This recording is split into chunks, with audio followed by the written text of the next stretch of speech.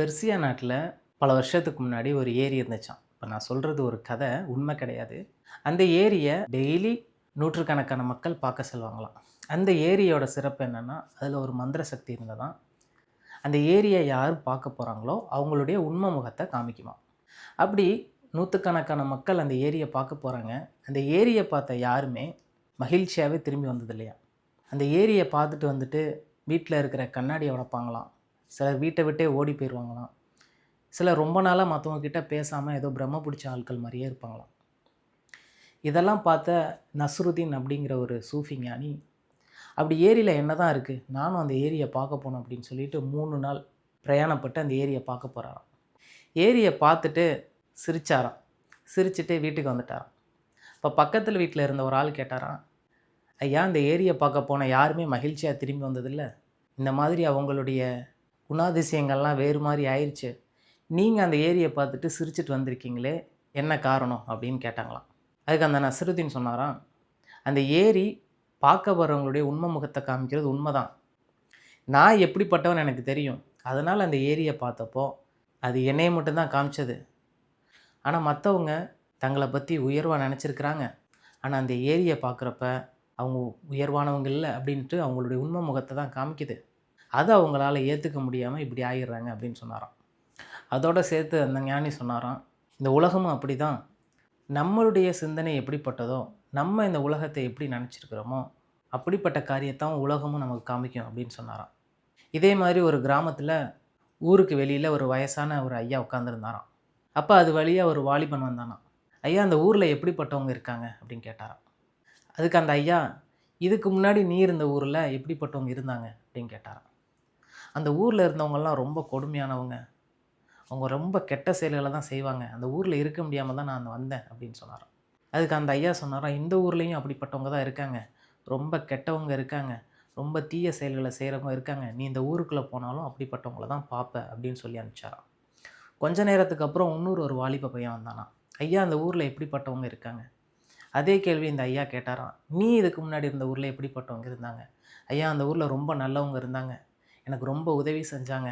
நான் பிழைப்புக்காக இந்த ஊருக்கு வந்திருக்கேன். அவங்கள விட்டு வர எனக்கு மனசு இல்ல." அப்படின்னு சொன்னாராம். "கவலைப்படாத, இந்த ஊர்லயும் நீ நல்லவங்கள பார்ப்ப.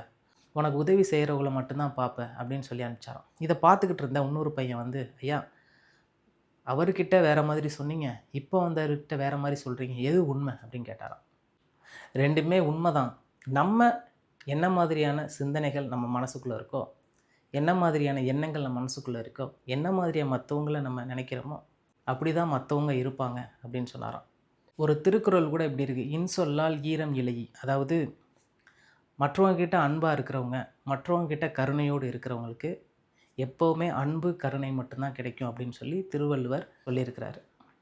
இப்படி ஒரு ஆற்ற ஒட்டி ஒரு சீனியர் புத்த துறவியும், ஒரு ஜூனியர் புத்த துறவியும் நடந்து போனாங்களாம்.